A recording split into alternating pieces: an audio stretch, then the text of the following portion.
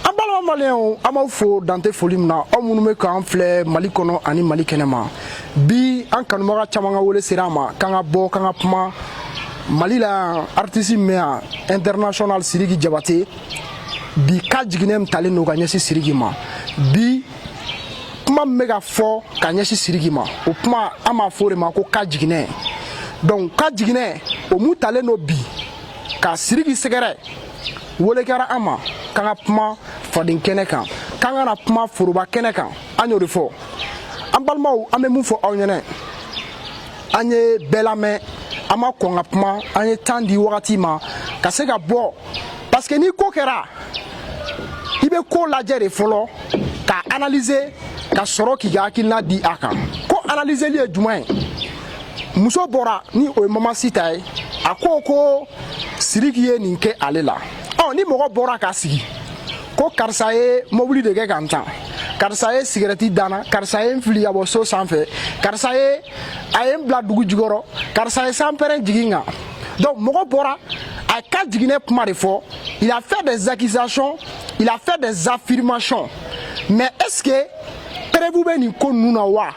est-ce que ni kuma munu fene be ga fota abalma muso fe ni o mama sita yi mogo do refene ta ko fe ga konna surgu wa parce que ni mama sita re ga kuma la me ale ko ingera ka be sanglembo bon mbalma mo aw nyininga ko mu ngera o be sanglembo yalma ko ke wakati otuma kiri kunte Mali kono ya wa juge kunte Mali kono ya procureur kunte Mali la gendarmerie kunte Mali la tribunal kunte Mali la oh ni ko ke wakati ere be ga fo c'est-à-dire mo mu ni beke ela o tigi ga ko ke ela juge ou bien procureur ou bien sharia sou bebe Mali kono na la e mata ali convocation kelen tige ga ta di Siriki ma donc o wakati ga teme fo kana se 600 ma oh beba don ye Siriki Jabate fene fo 600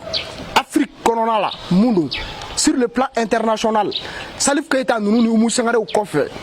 Jeni me ama sambi saba soro na be ga Mali représenter sur la scène internationale sur le plan musical internationalement o Siriki Jabate de donc moi je pense que aujourd'hui ni kokera est-ce que aujourd'hui ni mu mega keta ka jigine tagada Siriki la artiste do retenir ko fe wa ka se ga ni instrumentaliser parce que ni do fene de série la musique plan ou se ga ta ka bo ka ta ni kosugu nu fene kila donc est-ce que ni mu mega keta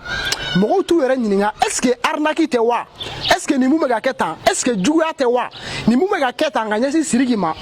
est-ce que ni koin ko jele no wa ama nyere nyingo la parce que ni neni kosugu kera moi nye mogo chama mega bo be ga Siriki accusé apmanga keta sadiri ni ko kera mogo ikana ko ngapma ko nyanyini folo ni ya nyedon ni ya famia folo ibe soro ga bo ibe pma mais ni e feno e iba soro ibi joga lai en distance ibe ta soro enye ba la yoro janfe afine no meni gerra la ta soro ajele no donc moi je pense qu'aujourd'hui ne Siriki la je Mali kono aga génération na ale de be ga Mali re kuna wolo bi internationalement boni mogo nani sigi ka be ni puma sugu ta ko fo moi je pense que mogo kanga akli ko blad busune mais ni nana ka laje sisa est-ce que ni photo munu be ga bla est-ce que ni deni yere photo e followa est-ce que photo munu fene be ga bla est-ce que qu'est-ce qui prouve que Siriki de ni bara nunu fene ke donc est-ce que prévu ira la jona parce que ali chini dob se ga boga ti si kone kati 24 ere kone amne ko ga ningala kanikala mais après vous na ke djumain moi je pense que tribunal be commissariat be gendarmerie be ni koyi soro fanga be ane kasika critique fanga be ane kasika mo la kana mais ni mbalmo mo aw nyininga ni mu kele flega ka jigineta ka da Siriki la ni te ame fait qui to tient ame fait qui a carrière tient neni te oye moi je pense que au lieu de venir s'asseoir sur les réseaux sociaux qui a problème fort moi je pense que tribunal ou beni kama moi je pense que procureur ou beni kama imata tribunal là ko ama foko plainte te dima imata commissariat là imata fanchi ka boki sigi réseau ka foko karsa ni kena mbalmaw aya were nyininga est-ce que ni koin kele ata la wa est-ce que ce n'est pas la jalousie parce que ara bébé muso wa kodo mega question aw nyininga di est-ce que koin kele arrêté koin jigoro wa est-ce que ko in an bɛ fɛ k'i tɔgɔ tiɲɛ o tɛ wa Sidiki an b'i ka carrière tiɲɛ parce que bi i bɛ scène kan internationalement on a même vu Debordo minnu bɔra k'a ko kɛ Mali la yan u kun t'a dɔn ko bɛ se yɔrɔ dɔ la mais on a même vu Debordo Ivoire a bɛ ka bɔ k'i sigi ka manamanakanw fɔ Sidiki ma mais ni karisa bɛ ɲɔgɔn na est-ce que o sera ka bɔ i ka karisa ba nin yan donc aw yɛrɛ kan k'a dɔn ko in mun don aw yɛrɛ kan k'a dɔn nin ko in mun ma a jukɔrɔ donc o de kama n bɛ fɛ bɛɛ lajɛlen an ka ja an ka miiri nin ko in kɛra mɔgɔ dɔ nana sigi ko dɔ ye n bugɔ a ye bugɔ wagati min na e ma taga plainte k'a kama i ma taa commissariat la i ma taa fan si bon ne bolo hali ni o ko digire e la n'i ko k'i bɛ bɔ don min na c'est-à-dire e man ka n'i sigi réseau de kan k'i b'o kuma fɔ moi je pense que la première des choses aujourd'hui i bɛ taga de n'i ko k'i bɛ taa commissariat de la ou bien i bɛ taa tribunal de la i bɛ taga yen de fɔlɔ parce que nin tɛ réseau kan kɛlɛ o ou bien donc an balimaw ne bɛ fɛ ka mun fɔ aw ɲɛna an ka sabali ni Ala ye fɛn min di mɔgɔw ma a y'o fɛn a y'o matarafa moi je pense que aujourd'hui Sidiki bɛ yɔrɔ min na a diyara mɔgɔ min ye a ma diya mɔgɔ min ye a bɛ ka Mali de image a bɛ k'o de représenter musicalement i kɛra a fɛ i ma k'a fɛ mais an kana sɔn hali n'i ti mɔgɔ fɛ kana sɔn ka ka jiginɛ da la hali n'i ti mɔgɔ fɛ n'i ye cɛ ni muso ye ɲɔgɔn na a ko ɲɛɲini fɔlɔ n'i y'a mɛn ko cɛ k'a ye muso bugɔ a ɲɛɲini n'i y'a mɛn cɛ k'a ye muso neni a ɲɛɲini n balimaw mɔgɔninfin i kan'i da don diɲɛlatigɛ ko bɛɛ la i bɛ ko dɔ daminɛ dɔn i t'a laban dɔn dɛ donc Ala yɛrɛ ko an kana ɲini ka ɲɔgɔn lebu bɔ an kana ɲini ka ɲɔgɔn tɔgɔw tiɲɛ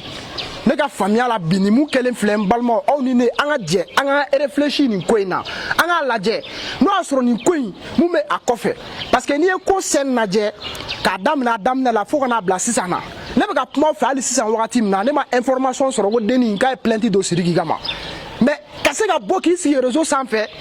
ka cɛ la gosi k'i b'a tɔgɔ tiɲɛ k'i b'a ka carrière tiɲɛ moi je pense que an kana sɔn k'an bɛ don o jeu kɔnɔna la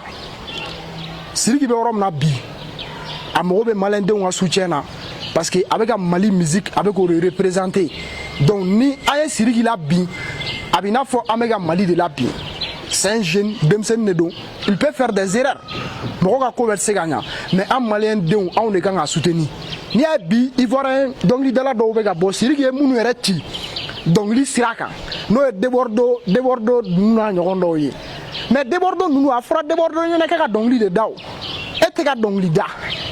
Arafati sara halisa i b'o juguya la yen nɔ